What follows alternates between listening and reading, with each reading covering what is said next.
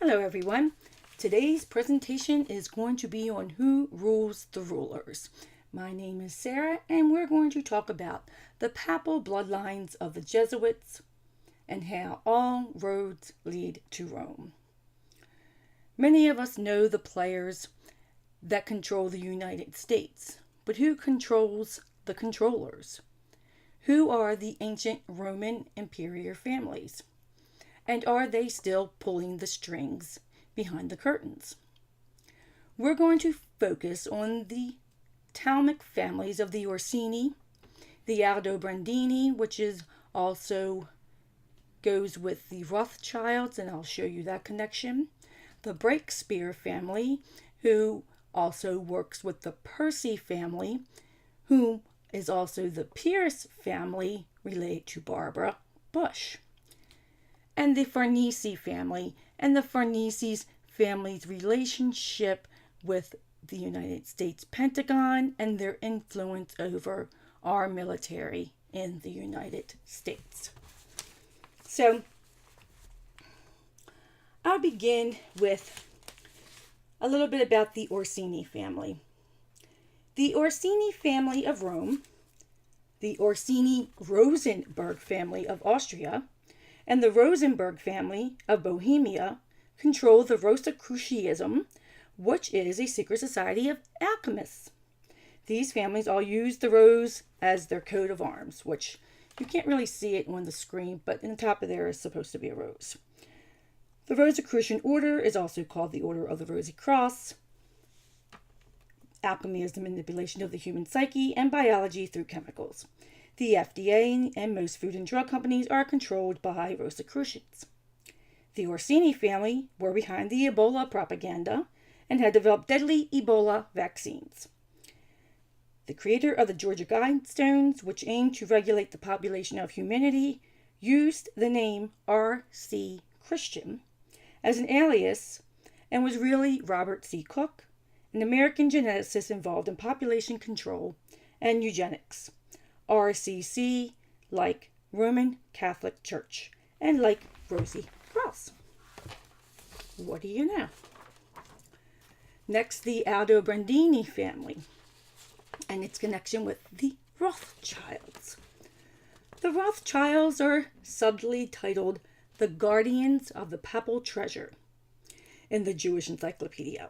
They are propped up as the wealthiest family, which masks the Italian nobility and their wealth and power. That is how they guard the papacy and its wealth.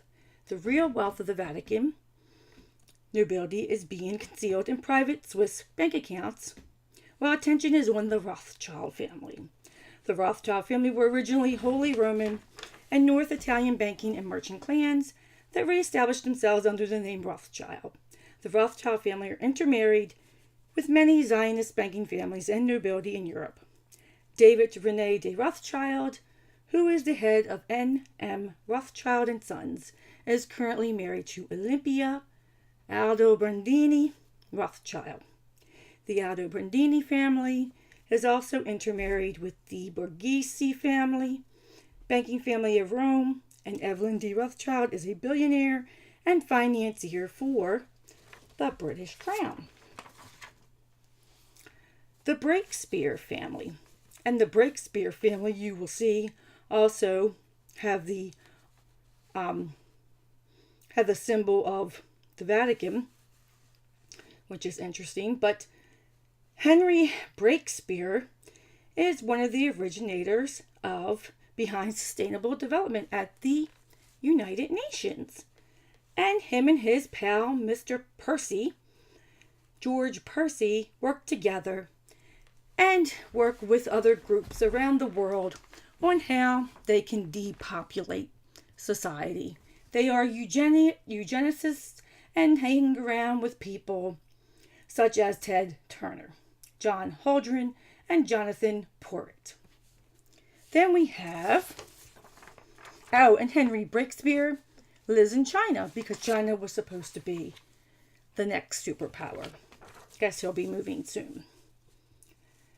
And then we have the Farnese family. The Farnese family. The House of Farnese was established the Jesuits. The Jesuits was as a military order through the papal bull Regimini Ecclesiae under Pope Paul III or Alexandro Farnese.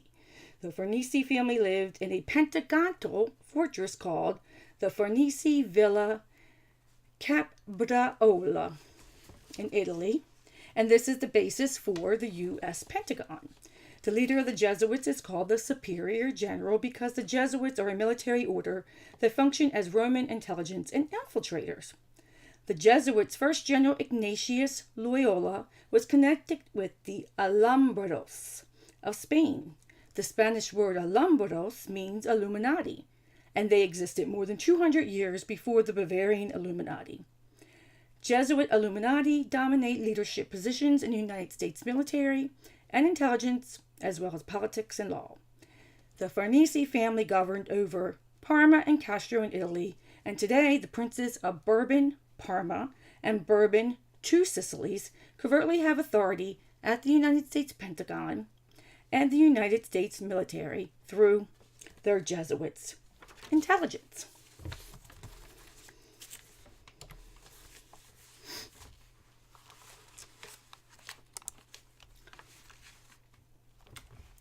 We're going to take a look at the map because the map is going to be a guide for us. And then we're going to look at the Vatican, which we've just talked about, the Jesuits, the black nobility, and how the Vatican is the key. The key that opens, the key that takes us to the keystone, that takes us to all of the relationships, for all of the things that are happening that don't make any sense right now, why they're happening, who they're profiting, and what their goal is. So at the top we have the Ptolemaic papal bloodlines, which we just talked about, the Orsini, the Aldobrandini, the Breakspear. I didn't talk too much about the Somaglia family because I need to get a little bit more information on them. And then the Farnese family. We're going to talk about the Black Jesuit Order, the Vatican Corporation, and the Order of Malta in this video. Again, the Vatican is the key. Symbolism will be their downfall. And the square is shaped like a key. This is their arms. And again, it's the symbolism. You have the gold key, and then you have the silver key. You have the 3 crowns, and we're going to talk about what all of that represents in just a minute. The keys refer to the promise of Christ to Peter. I will entrust to you the keys of the kingdom of heaven. Whatever you declare bound on earth shall be bound in heaven, as above, so below. Whatever you declare loosed on earth shall be loosed in heaven. The ancients universally accepted 2 portals or key dimensions into and out of the heavens. They were known as the Golden Gate and the Silver Gate, the Golden Key and the Silver Key. The Golden Gate was also known as the Gate of God and was the entrance into the heavens. The exact configuration is the constellation of Sagittarius and Scorpio, intersected by the galactic plane. Near the bow of Sagittarius, the galactic equator will cross. This is the point where the portal is created because of hyperdimensions physics. The galactic plane is the plane in which the majority of a disk-shaped galaxy mass lies. Now, when we take a look at the symbolism for the Vatican, the 3 crowns represent the 3rd heaven. The galactic plane is the top. The galactic equator is in the middle. The key to the Silver Gate is the Silver Key. The key to the Golden Gate is the Golden Key. The 3 levels of the gate are around each key at the bottom. And then there's 3 portals through the gates, here, here, and here. And then representing crossing through the dimensions out of the other side are the red tassels on the bottom. The Pentagon is the keystone. Remember that the House of Farnese established the Jesuits as a military order, and that the Pentagon got its shape and it's modeled after the Farnese Villa Caprarola. So I hope I said that correctly. But the Pentagon is the war room. It's also called the Jesuit war room for the world. And I will show you. I don't think many people understand how far and how wide our military is spread across the entire world and why. Again, the Farnese family established the Jesuit order, and the Castro family in Cuba are descendants of the Farnese-Castro branch that later settled in Spain. To go back over again, to show a little bit more of my logic behind the Pentagon being the keystone, I take from the book of Freemasonry and the Ancient Gods, which you can get on Google Books for free. It's free. And it says, thus, 5 steps are 5 senses, which are represented by the 5 sides of the pentagon or keystone when not arched. Because normally the keystone represents the stone that pulls the arch together. When the keystone is not arched, it is a pentagon, which gives you your 5 steps. 4 steps represent the square or matter, which here means our body. Thus, we must discipline our body and 5 senses and polish and shape ourselves, not so much for our own personal benefit, as that we may be serviceable material for the Supreme Being in the building of his everlasting temple. I wonder who they mean. Again, we have a picture of the keystone, which brings the arch together. Without the arch, you create the pentagon. The pentagon is the keystone and houses the military for the world to create the chaos that they need to distract everyone while they are stealing our resources, our energy, our money, and killing people, millions of people, as part of their depopulation, one world agenda.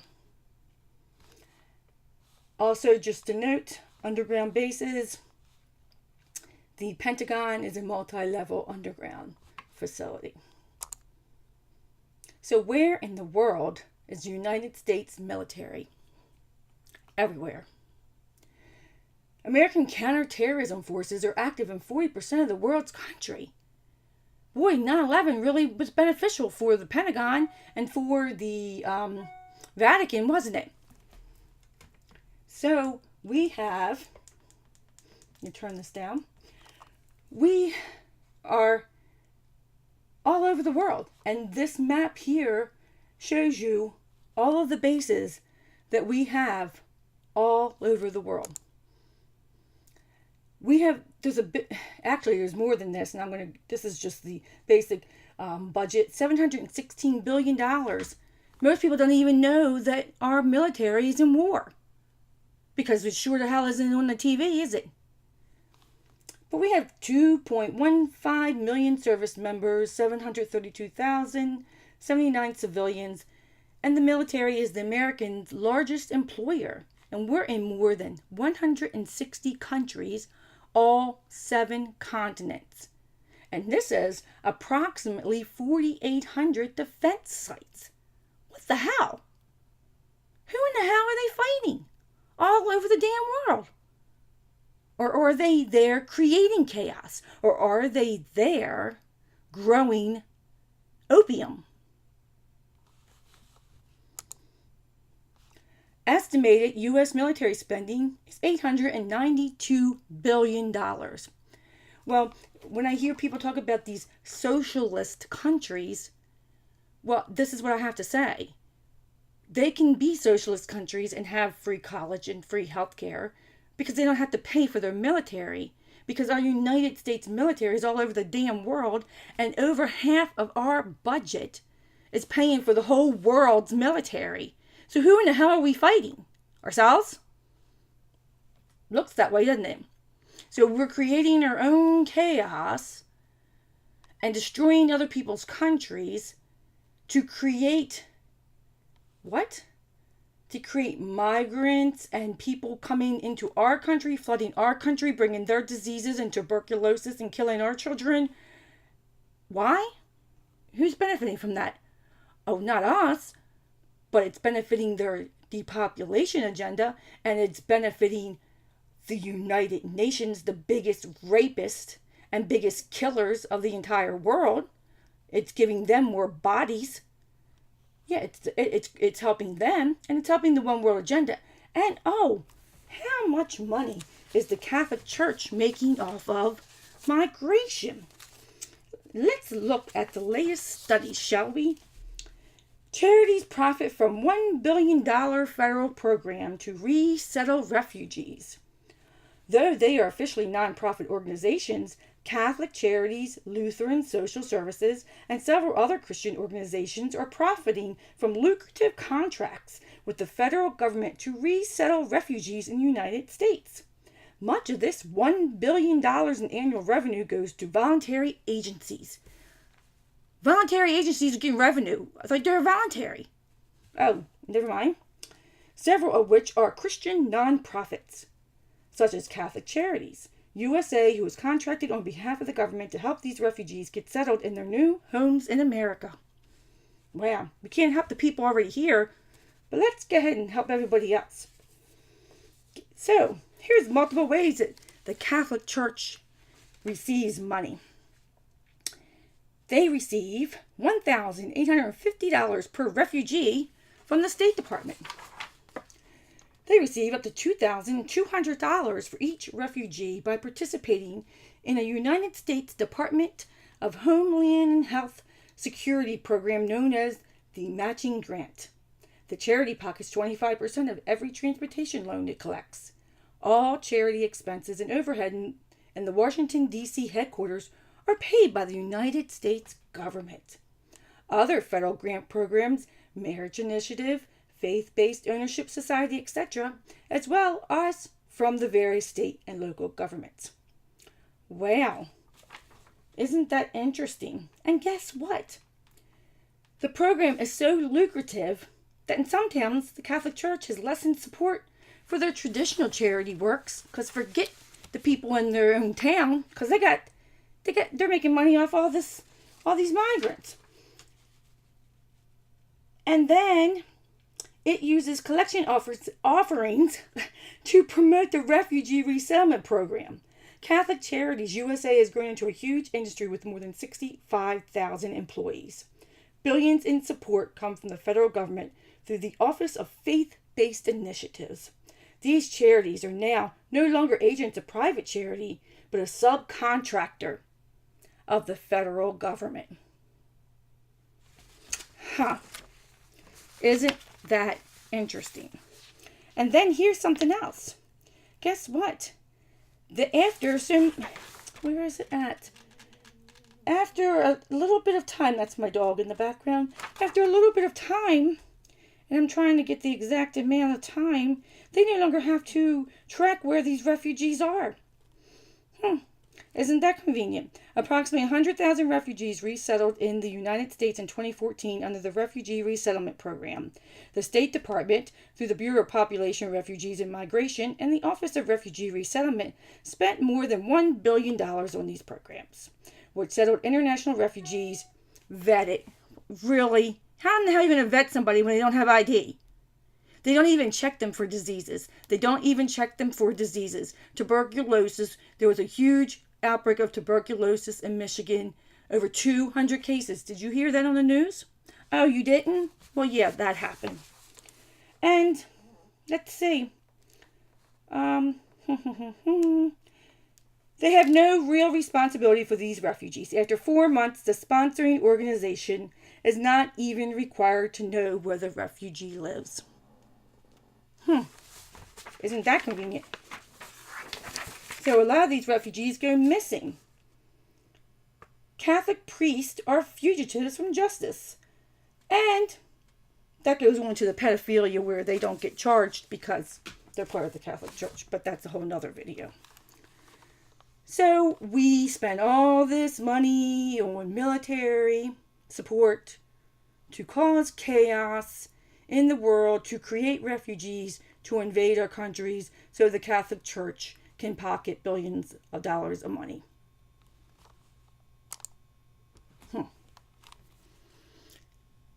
If Satanists took over the Vatican, would you even notice?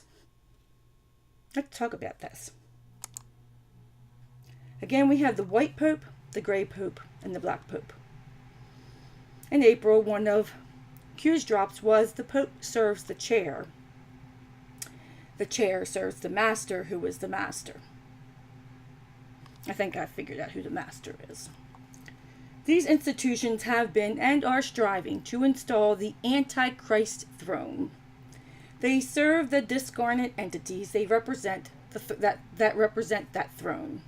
And so they execute world events using symbology intended to reflect, attract, and transmit its power. This symbology includes things like geometry, architecture, think of the Pentagon, numerology, colors, images, names, places, ritual dates, and data cycles. The chair serves the master. Who is the master? P equals C. Well, the chair is dedicated to St. Peter. Peter, and I'm going to be blunt here, Peter, penis. They have this infatuation with penises, which many people know in this sick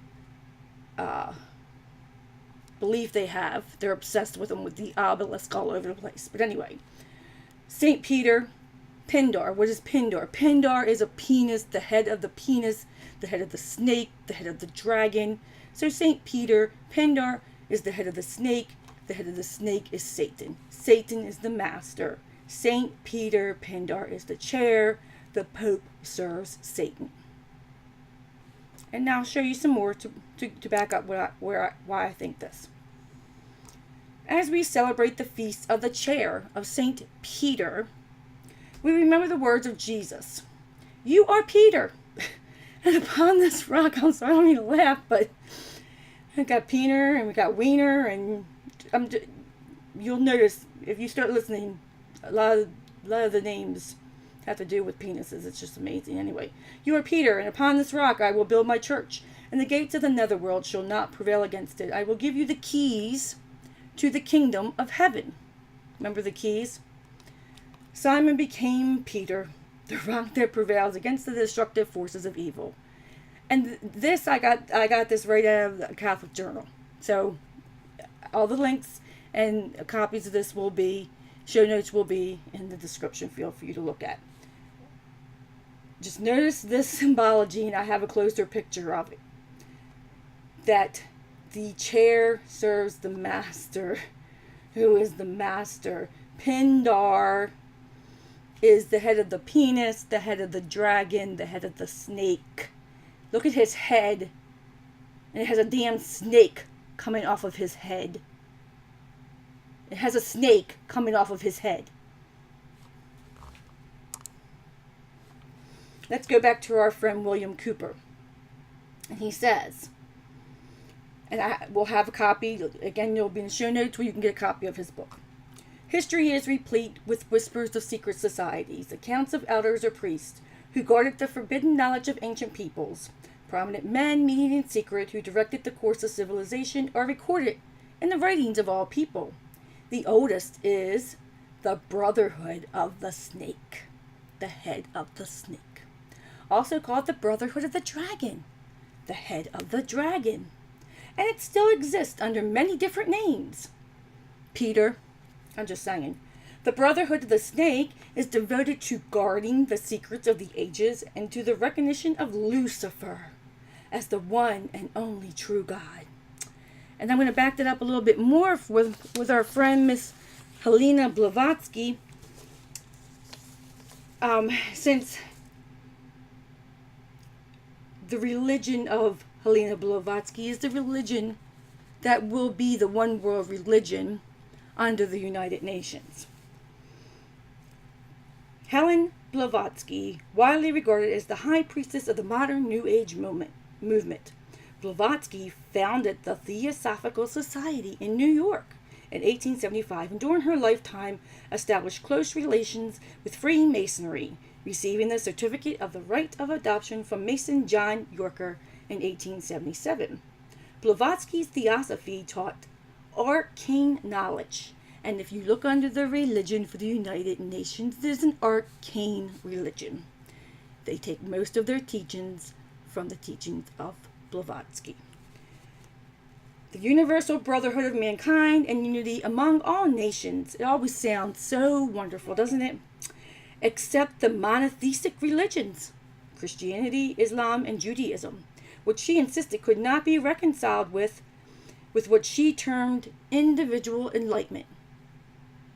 Well, that doesn't make sense. Well, why is the Catholic Church involved in all of this? Aren't thought that they represent Christianity, right?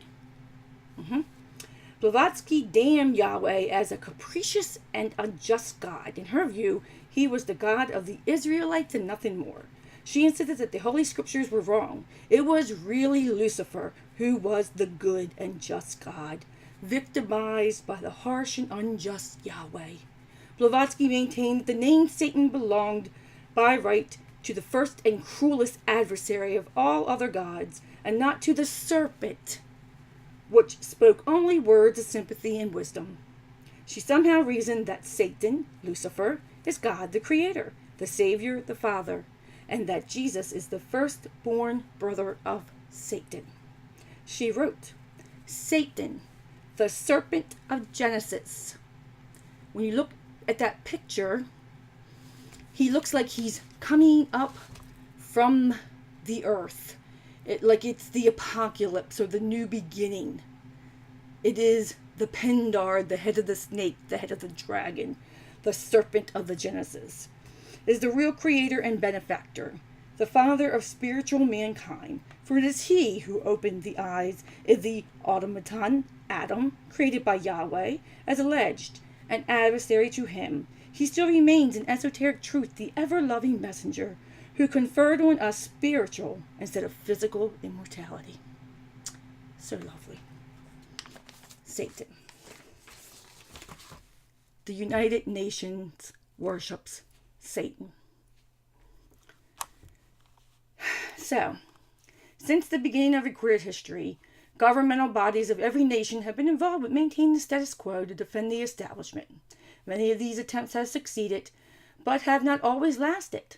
Men's desire to be one of the elect is something that no power on earth has been able to lessen, let alone destroy. It is one of the secrets of the secret societies, because men cannot control themselves when they are in power, and they will do anything to keep it. Houses of worship and sacrifice existed in the ancient cities.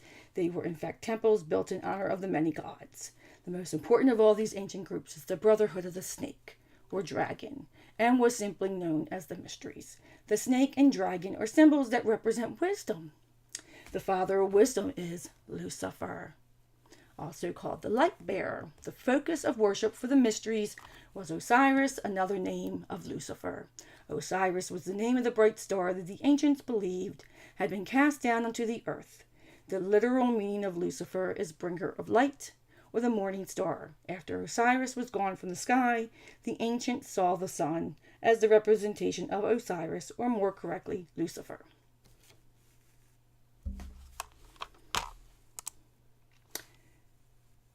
Here's a close-up picture.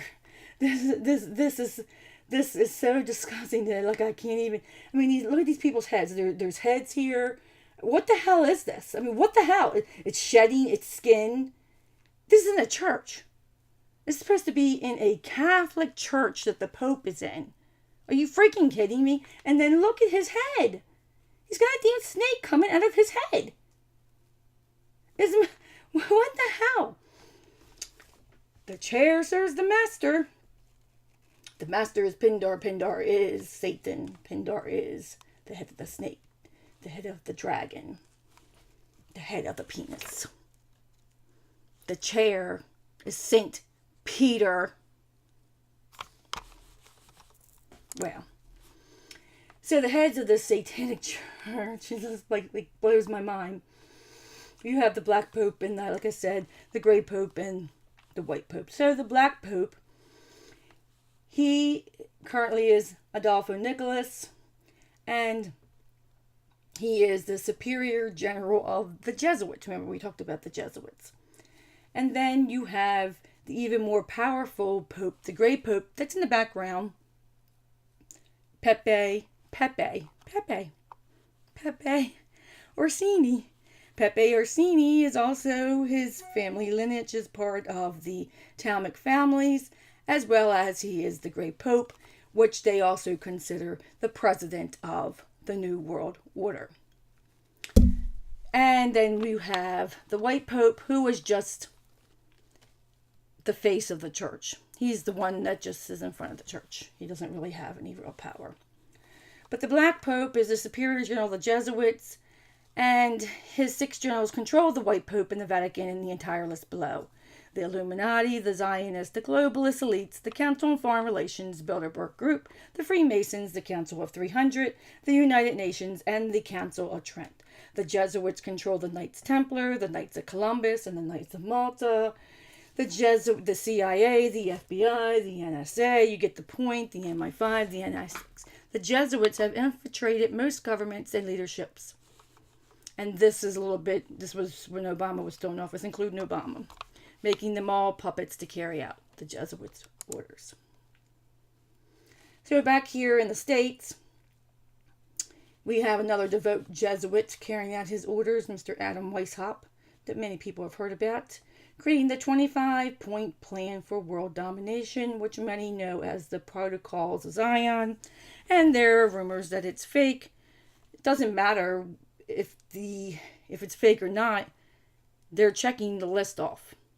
So they're still using it to create their new world order. So regardless if it's I don't know how it's fake when they have you have a copy of it, so you don't have the original. So because you don't have the original, that makes the copy you have fake, but that doesn't mean that the words that are on there are not being applied. And then we go back to the Jesuits in the Catholic Church. And quoted from Roman Catholic Archbishop James E. Quigley in the Chicago Daily Tribune. Catholic Church will rule the world. Nothing can stand against the church. I like to see the politician who would try to rule against the church in Chicago. And then here's the Jesuit oath. I'm not going to read the whole thing. It's disgusting.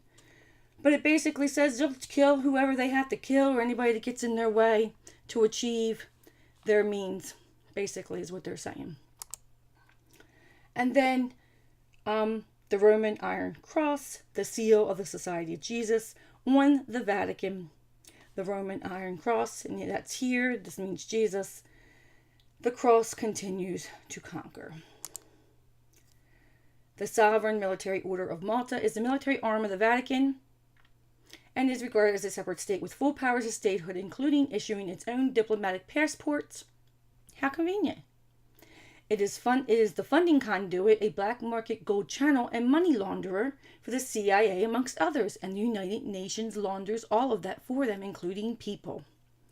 It was alleged to be involved in the disappearance of Russia's gold reserves, over 2,000 metric tons. I wonder if that has to do with Russia. Well, I guess that would have to do with Russia's money becoming worthless, wouldn't it? Which vanished during 1991, around the same time that the Soviet Premier Mikhail Gorbachev was ousted from office. Some known members of the CIA, Bill Casey, and former U.S. Secretary of State Alexander Haig. Again, this is a list of some more prominent people that some of these names may be familiar to you, but again, they'll be in the show notes so that you can look them over on your leisure. I'm going to focus on a few of them here on this slide. The CIA are funded by the Knight of Malta. Funded by Knight of Malta, William Donovan. Every CIA director has been a Knight of Malta. William Casey, H.W. Bush, G.J. Tenet, Leon Panetta, and Mike Pompeo. Eric Prince from Blackwater is a Knight of Malta. See how everything falls into place? Henry Kissinger is a Knight of Malta. Henry Kissinger is a major developer of the depopulation agenda as the author of the National Security Study Memorandum. Henry Kissinger is responsible for the deaths of millions of people across the world with all of the viruses that he instructed be made to kill people, and he is responsible for the development for the AIDS virus that has taken so many lives, and distributing that out in the guise of shots to different countries and different states. So in the United States, they started it off in New York, and in the world, they started it off in Africa. George Soros is a Knight of Malta. Rudolph Giuliani is a Knight of Malta. George J. Tenet is a Knight of Malta. The Bush, Prescott Jr. Bush, David Rockefeller, all of them. They're all Knights of Malta. The CFR is totally controlled by the Archbishop of New York, the Council of Foreign Relations, first Edward Egan, now Timothy Dolan. The Archbishop of New York is the head of all USA Knights of Malta and Knights of Columbus, and he worked very closely with the other archbishops, like the Archbishop of Washington. And this is really, really important because this Archbishop of Washington controls the Red Mass, the Justice Supreme Courts. Let me say that again. The Justice Supreme Courts. So if the Knights of Malta want the United States to be destroyed and are working towards that end, to destroy the United States, they will have them approve Obamacare when it was unconstitutional because they control the Supreme Courts and tell them to make it so. Also, if they decide that they want the Constitution to now become a living Constitution to be able to break our sovereignty and destroy our country, they will do so. That's where these orders are coming from and why we have all of these problems right now in our courts, all the way up to the Supreme Court Justice. How many of them are Jesuits? Just saying. So, take it all together, the three amigos. We got the Jesuit gang over here. They're being run by the Vatican. Control religion, control minds, control Jesuits. You got the Knights gang over here, they control the courts, the banks, and the Freemasons. The courts. What did I just say? The courts. And then you have the Masonic gang who controls the military, the Pentagon, the Keystone, the media, and the money, the CFR. All roads lead to Rome.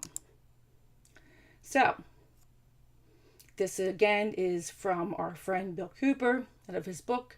I hope to show that most modern secret societies, and especially those that practice degrees of initiation, and that is the key, are really one society with one purpose.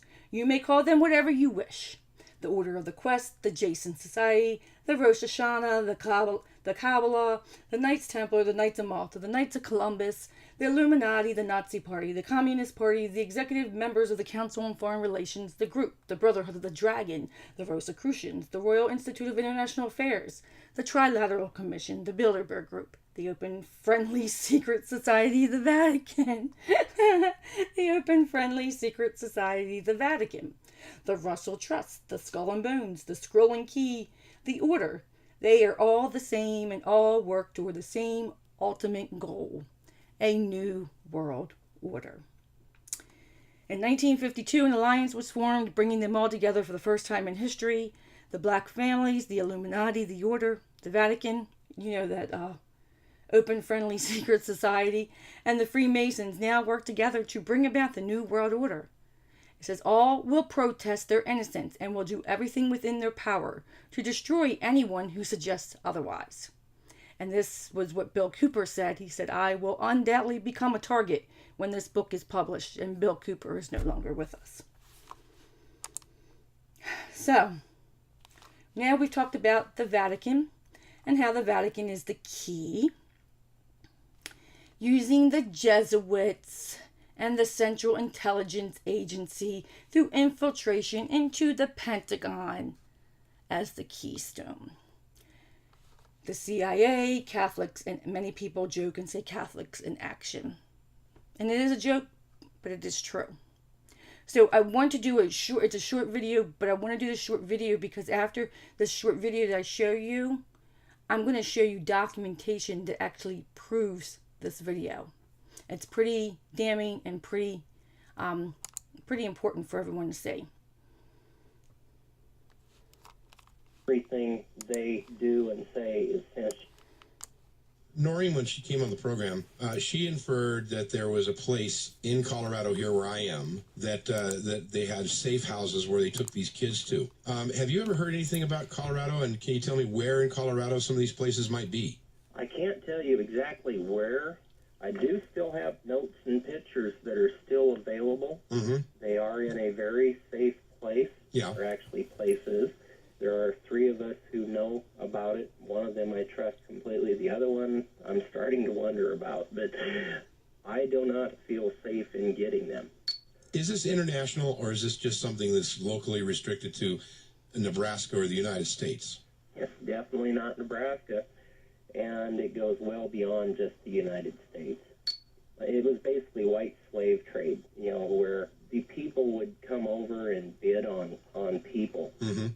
There were some of them that I had heard went to Saudi Arabia and some of the Arabic countries over there. I've tried to keep away from politics and that since this happened, but the less I know, the better. Right. I knew of a couple dozen. Couple dozen.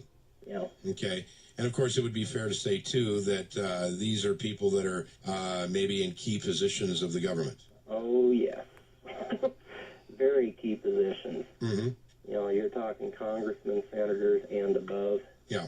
People who have money and wealth and power look at things in a different light than the normal person does. Mm-hmm. They're never quite satisfied with anything. It's always got to be bigger, better, faster, different, especially different. Do you have any kind of feel for the involvement of this criminal enterprise with drugs, guns, any kind of terrorism? Well, it helped fund the Iran-Contras. Personally, I strongly believe that the American government did 9/11. Mm-hmm. There's various facts in that are available now that show that this was directly linked to the Bushes. Mm-hmm. It was a way for them to get a building taken down. It was a way for him to create a war. Most people are spoon-fed by the media, Mm-hmm. so much so, and I'm sure you're well aware of this, that they have such a political slant on everything. Mm-hmm. It's like these reporters that are embedded with the troops. Everything they do and say is censored before it is let out. Yeah. And if it doesn't swing the way that they want it to swing, it gets killed. Did you know Troy Boner? Yes, I did. What happened to him? I understand he died. He died. You know why? It was under very, very strange causes. Mm-hmm. He went to a mental hospital saying that there was people after him, Mm-hmm. and he was discredited. He ended up dying shortly after that. I heard it was a drug overdose at a rehab center. Yeah, Do you think he was murdered? I very strongly believe so. Because he seemed like, that conspiracy of silence video kind of circulates around the internet, and I've seen that. Mm-hmm. So now what I'm going to show you is I'm going to show you proof of the Iran-Contra and how Bush was directly involved in the Iran-Contra and bringing in all of the drugs to the United States while having Reagan start the war against drugs, the drugs that he was bringing in, which is going to pretty much blow your mind. And there's going to be links for all of this, so you will have this in the show notes, but you need to see this. So I'm not going to read the whole thing. I'm just going to read the important parts of it, but here's some of the important parts right here. Is that top secret confidential personal files from the Department of Defense, the Central Intelligence Agency, the Department of the Navy, Army, and Marine Corps, as well as borrowed microfilm records of the World War II Office of the Strategic Services. If this top secret report were to be leaked in any portion, Senator, you understand that our agents planted in the above agencies would be exposed and over 15 years of work would be in total disarray. Now, this is from 1989, so at this point, this is old, and obviously it's public knowledge because I was able to get it. So during the tenure of Richard Helms as the Director of Central Intelligence, they directed a blueprint and put into motion a plan by which the CIA could have as much funds as and when needed without knowledge of Congress. This would accomplish the dual purpose of carrying out clandestine and covert operations without the clearance of Congress, as well as avoid the necessity of having to request any extra funds. Dr. Helms wrote in the memo to the Oval Office we intercepted, in which he stated in part, if Congress or any other uninformed do-gooders ever become aware of this operation, this agency and its director will invoke the 1949 Central Intelligence Agency Act, which exempts the CIA from all laws requiring the disclosure of functions, names, official titles, salaries, and numbers of personnel employed by the agency. Using this as a cloak of legality, Director Helms put together a team of 5 people. Who was on that team? The 5 people that were picked, William Colby who was to put in total command of the blueprint operation when enacted, George Bush, who asked and received approval to have his top aide, Richard Armitage, to be brought aboard, and Lieutenant Colonel Robert Ferrara, a top CIA asset who at the time was on assignment in the Congo on the Patrice Lumumba situation.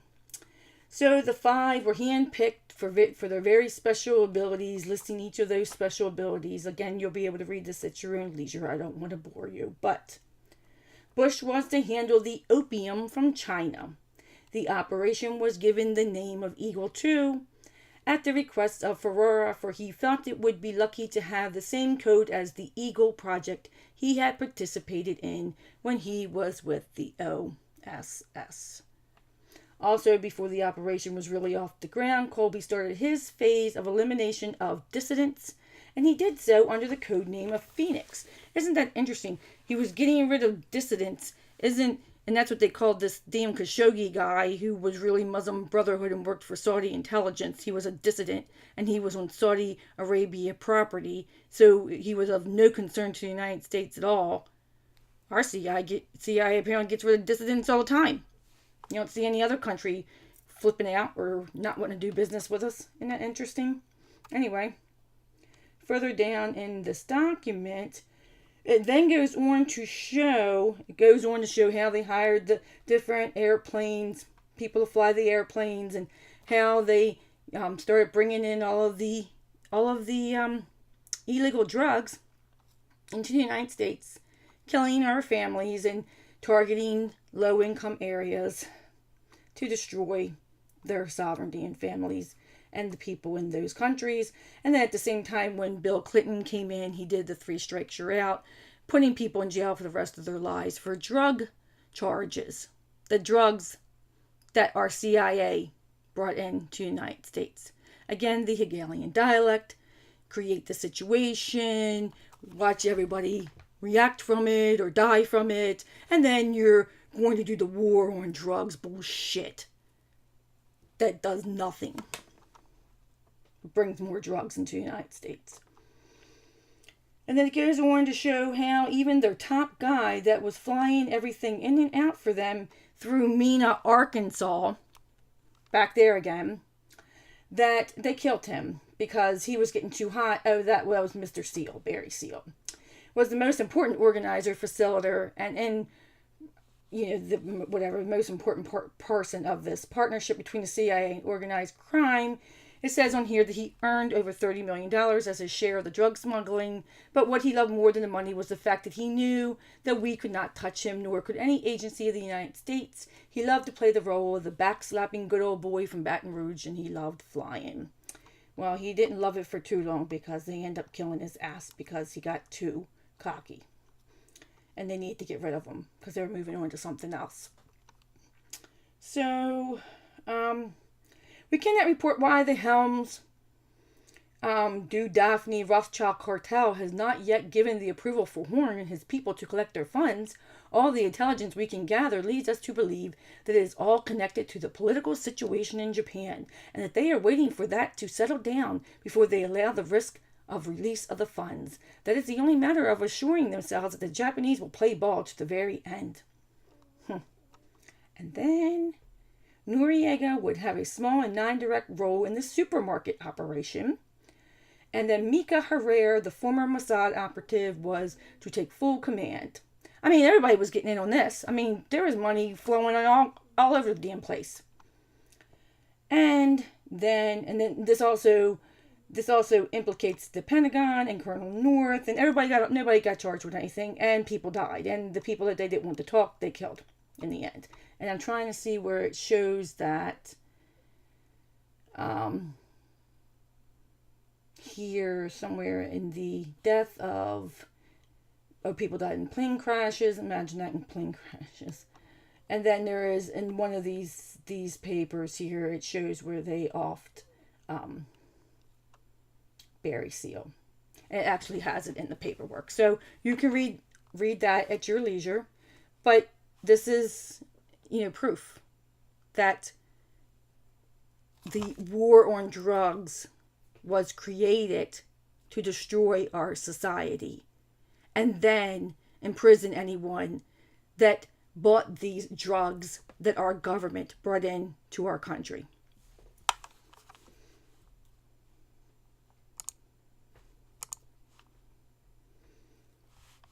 And then I also have a link to the book Gladio.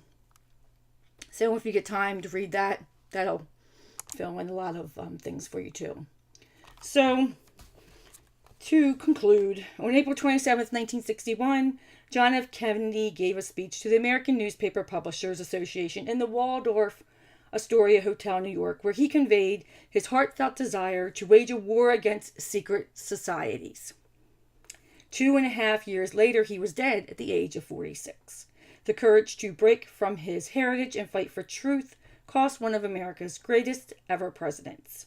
Research over the last several decades clearly showed foul play over his assassination in relation to major decisions he was making as a president, which was opposite to the aims and ambitions of the global elite.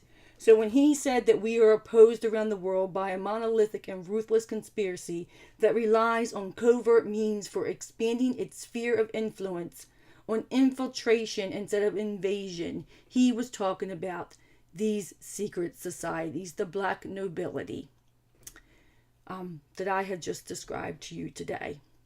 These are the people that have infiltrated our churches, our schools, our military, and want to create a new world order in which everyone serves the master, who is Satan.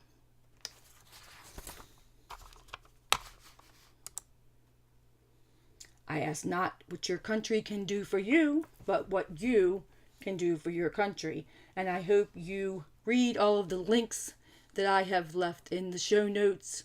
I think it will show a clear picture of who is ruling the rulers and what their ambitions and goals are for the United States. And now that we are awakened, it's time for us to do something about it. Thank you.